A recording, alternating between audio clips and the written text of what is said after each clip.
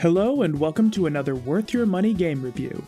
Today we're looking at Witchcrafty, a 2D platformer developed and self-published by PigeonDev, who were kind enough to provide me with an early review copy. It exists on PS Vita, and as of today, it's also on Steam.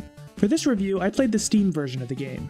We'll be looking at what it does right, what it does wrong, and answering the quintessential question, is it worth your money? But real quick, if at any point you think I'm doing a good job, please consider leaving a like and subscribe because it genuinely does help me out. Also, follow me on Twitter, join the Discord server, and consider checking out Patreon for your name in every video and early access to future content. Alright, let's get into the game. First up, the technical bits. The system requirements are on screen now, and in case you haven't already guessed based on the visuals alone, a potato could run this game. If your PC functions, chances are it'll run this game no problem. Performance overall was smooth, and in my time playing, I encountered exactly 0 stutters, hitches, frame rate dips, or crashes. I did encounter numerous bugs, but nothing completely game-breaking. I'll go more in depth on those in the visual and gameplay sections of this video, but overall, on a technical level, the game ran perfectly fine. Art and music. One look at the Steam store page and you'll know what you're getting yourself into. It's a bright pixel art game with a magical girl protagonist. And while I know art is very subjective, I have to say that I think this game is absolutely beautiful. Everything from the bright colors, pretty smooth animations, the cute character designs, it's all the kind of thing I like to see in a modern pixel art game. I also like how they really went all in with using the color palette to make each area visually distinct. It's at the point where I don't even think of them as the forest area or the volcano. It's the blue level, green level, cave level, white level, and red level, and I love seeing things like that. I did, however, notice instances where animations just kind of break sometimes. Usually it's just a visual thing, like how a goblin will occasionally just start moonwalking, though it does sometimes affect gameplay, such as one instance where an archer was able to just walk off the platform to the edge of the room. Stuff like this just shouldn't happen in a full release. This is the kind of thing I'd expect to see if I played the game while it's in development. Again, it looks absolutely phenomenal, but the animations need a bit of polish. Similarly, the music is also absolutely amazing. It's all a bunch of chiptune goodness, and I really love it. Unfortunately, I couldn't actually find the soundtrack anywhere online, and because I'm a fucking idiot, I didn't actually record any audio, so I can't play it for you here. But there are several gameplay videos and reviews of the Vita version out there on YouTube, so you can check those out, or even check out the official trailer on the PlayStation YouTube channel. It's genuinely great, and I think PigeonDev should be proud of themselves. Writing and localization. Alright, I'm just gonna rip off the band-aid right here. PigeonDev are Russian, and it's pretty clear to me from the email I received, their posts on Twitter, and the Witchcrafty Steam page that English is not their first language. Now, I don't know if they did the English localization themselves or if they outsourced it, but it is not very good. It seems to have been done by someone who is conversational but not fluent in English. So it's not machine translation tier or anything, and you'll still be able to understand everything that's happening, but the dialogue is very stilted. There are words, phrases, and sentence structures that just aren't representative of native English speech, and it's present throughout the entire game. Overall, it's not going to kill your engagement with the game, but it's impossible to not notice it, and to an extent, it feels like I'm missing out on the actual writing. Like, one thing I noticed is that there's a fair amount of cheeky humor present, like when you find the shopkeeper in the middle of the volcano level. I go where the customers are, but there's nobody here. You're here. Fair enough. Now, I know that won't click with everyone, but I love seeing that kind of humor in my games, and I found that joke to be quite amusing.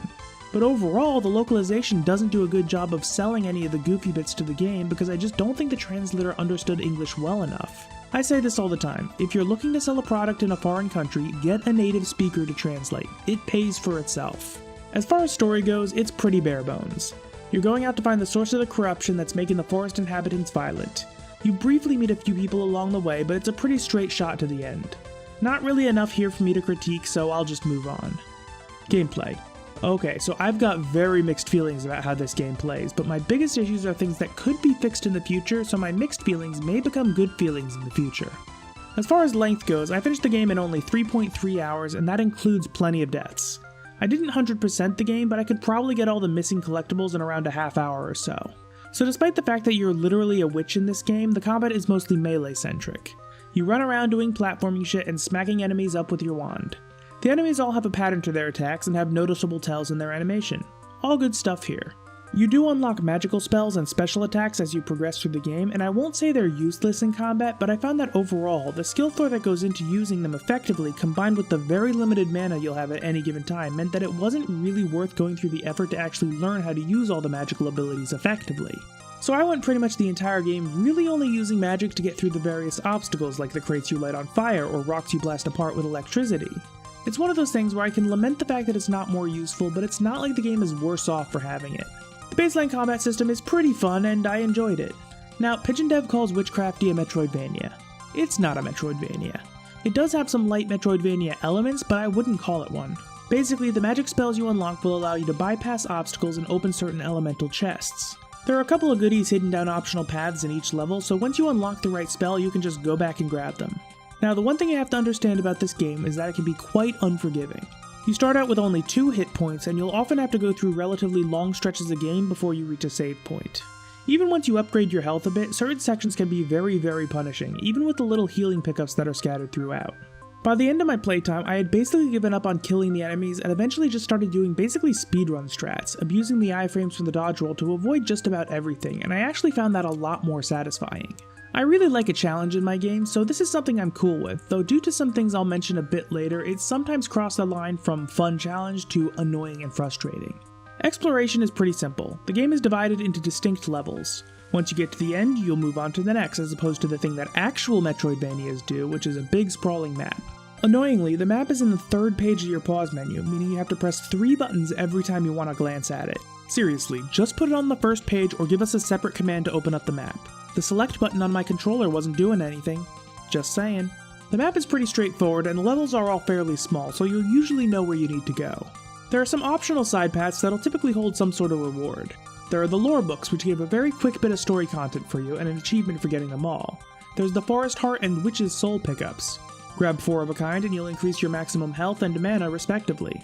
Some of these paths will contain obstacles or chests that'll require a spell unlocked later in the game, though the reward will be another Forest Heart or Witch's Soul. Each level will also have a fast travel point, which will let you travel between any of the levels you've already visited. And there will also be a shop who will sell up to 2 each of Forest Hearts and Witch's Souls, which you can buy with currency that is scattered throughout the game as pickups, reward for killing enemies, and in chests. I was able to completely buy out the shop by the end of the game without going out of my way to grind for currency. All in all, pretty fine stuff for a small indie platformer. Each level will have a boss at the end, and the thing I find amusing about them is that most of them will have the most normal sounding names, which plays into the cheeky sense of humor the game has. Like, the first boss is the Mushroom Baron, the leader of all the sentient mushrooms in the forest. His name is Dave. The boss fights themselves start out fairly overwhelming, though each one only has 3 to 5 different attacks, so once you internalize them, it gets way easier. Overall, I found that most of the difficulty in these bosses, particularly the early ones, comes from the inherently limited health you have alongside the inability to heal yourself, so it's more punishing than hard. Each of the bosses follows the pattern of avoid attacks until the boss becomes vulnerable, smack it a few times, repeat. I'll admit this is purely a personal thing, but I'm not a huge fan of that style of boss fight. I greatly prefer bosses where you can constantly get your own hits in so that you actually feel like you're fighting a boss rather than just dodging a couple of level hazards. At the end of the day, I enjoyed these bosses and I found the final boss to be particularly satisfying. I'd say they were generally slightly above average. Now I have to talk about what I believe is this game's biggest issue. It's kinda buggy. But it's the kind of buggy that's not gonna crash your game, and it's not like you'll be falling through the floor or encountering invisible enemies or anything like that.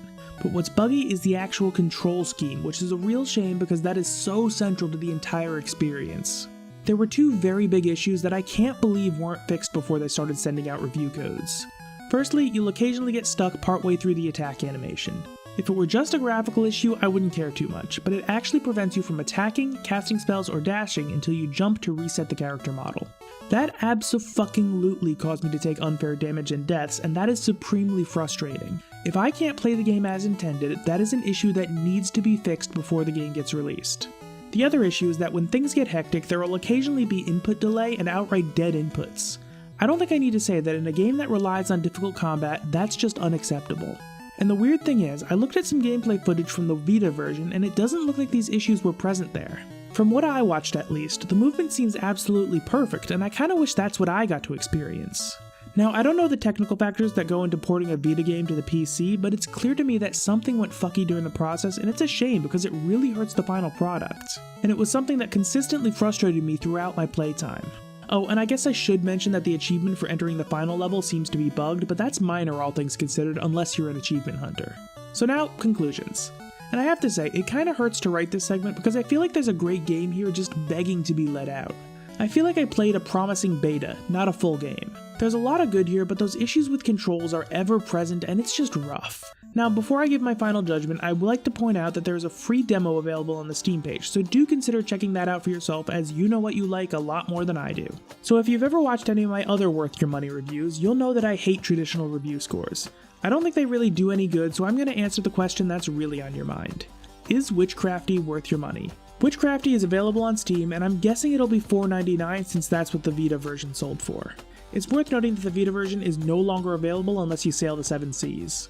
At that price point, I'd say wait for a patch. With all the issues that mess with your movement and the fact that the humor largely fails to land due to poor localization, I simply cannot advocate spending money on the game at this point. Now, this could absolutely be fixed in the future, at which point it's absolutely worth dropping a few bucks for. But for the time being, this game just isn't finished. Thank you again to Anne from PigeonDev for the review copy. Even though I gave your game a negative review, I genuinely appreciate it. Thanks for watching. Big thank you to my patrons, especially my God tier supporters Bulk Squat Thrust, Michael Rotolo, Drago, and Fatima. I appreciate you all. If you'd like to join them for a shout out in every video and early access to future content, check out Patreon down below. Follow me on Twitter at AdsTweets for assorted updates and memes, and join the Discord server for some good times. This review was a nice distraction, but I've got some big things in the works that I'm very excited for. Once again, thank you all for watching, and I'll see you next time. Play the electro swing. Hit the road, Jack, and don't you come back no more, no more, no more, no more. Hit the road, Jack, and don't you come back.